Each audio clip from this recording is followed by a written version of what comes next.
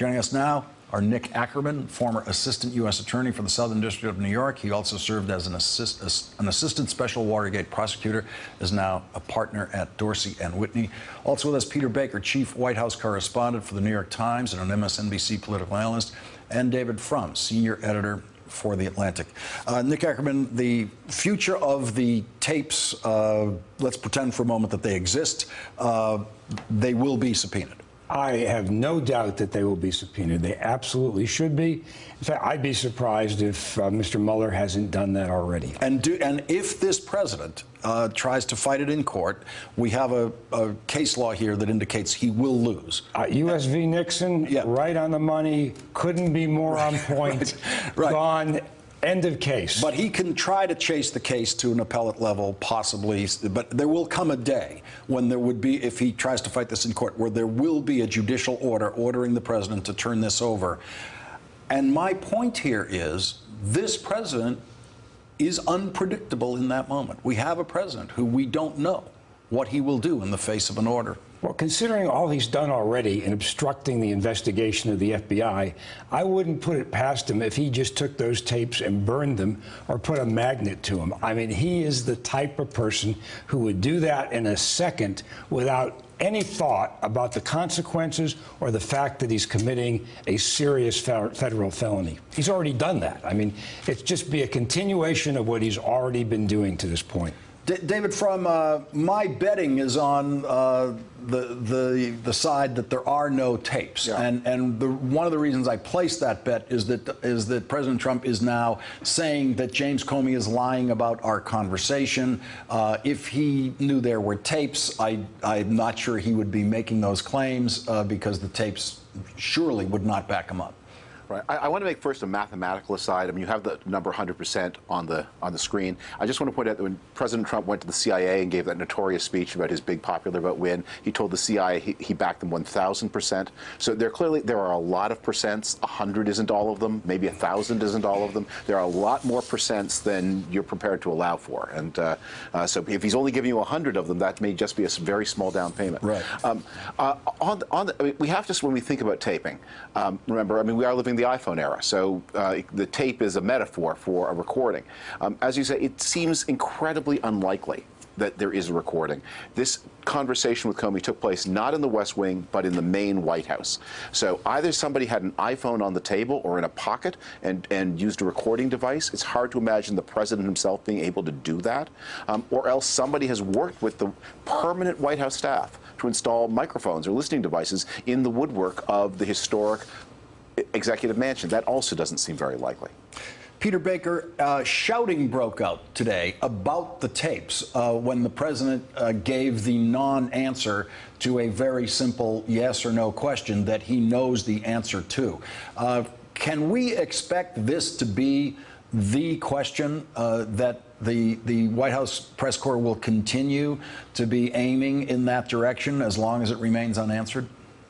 Well, it's hard to imagine us not asking the question again and again. And he said very soon. So you can imagine the next time he takes questions, if he hasn't actually revealed anything at that point, to be asked, well, it's been pretty soon, sir. When are you going to let us know? Of course, in the past, he has said, you know, he was going to reveal things or do things in the near future that ended up not ever happening. It wouldn't be the first time that would happen. But this has greater consequence. And you're right. It does seem like a simple yes or no question. If you didn't have tapes, then the answer today, of course, is no. If you do have tapes, maybe you decide, look, I'll tell you something in the near future because they want to do something with those tapes. They want to negotiate with the special counsel. They want to review them. They want to transcribe them. They want to whatever.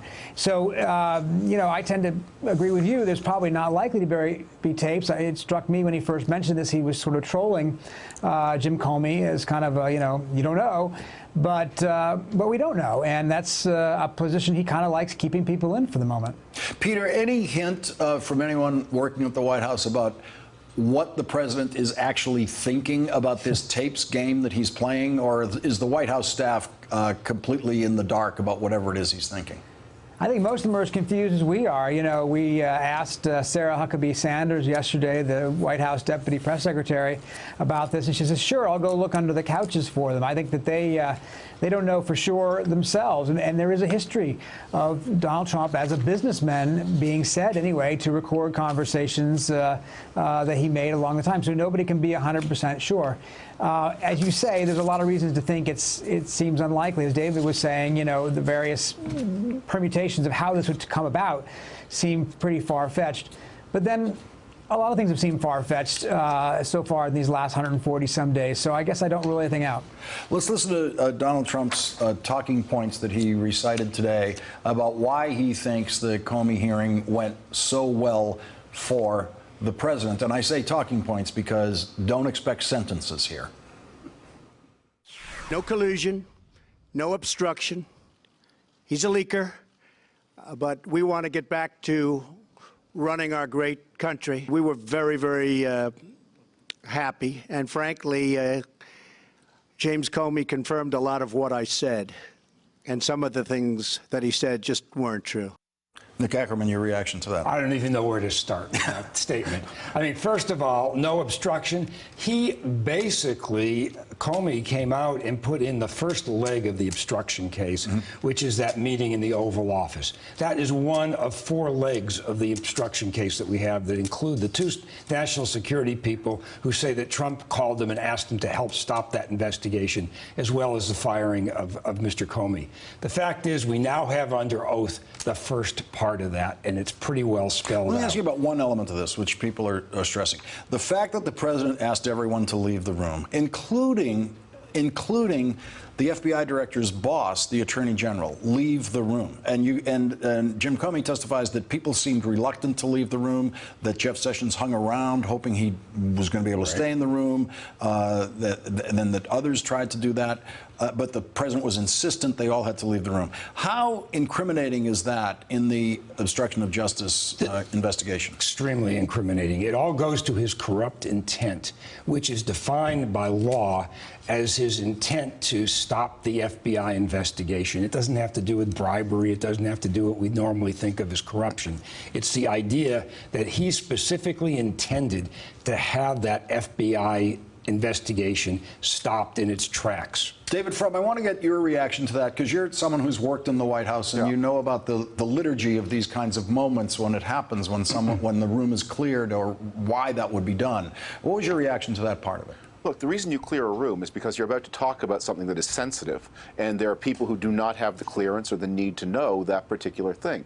At those moments of drama, you know, you can imagine many things, from domestic, international, where the president wants to talk to people with a very high level of security, and other people who are there are asked to leave. And there's no reluctance then. You understand this isn't for my ears.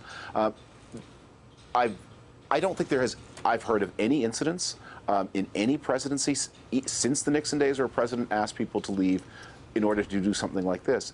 One other thing the president said, and in that same clip you played, where he accused Jim Comey of having said things that weren't true. Jim Comey was under oath. If they're not true, they're perjury. That's not the first time this president, as president, has accused important people of serious crimes. He's accused President Obama of crimes. He's accused National Security Advisor Rice of crimes. And I know we're all sort of hardened and habituated to, and the president says crazy things and you don't pay attention. But he's the head of state, and he's accusing important people of serious crimes. That must mean something. We're going to have to break it there. Nick Ackerman, David Frum, Peter Baker, thank you all for joining us tonight. Really appreciate it. Thank you. Thank you. Hey there, I'm Chris Hayes from MSNBC. Thanks for watching MSNBC on YouTube. If you want to keep up to date with the videos we're putting out, you can click subscribe just below me, or click over on this list to see lots of other great videos.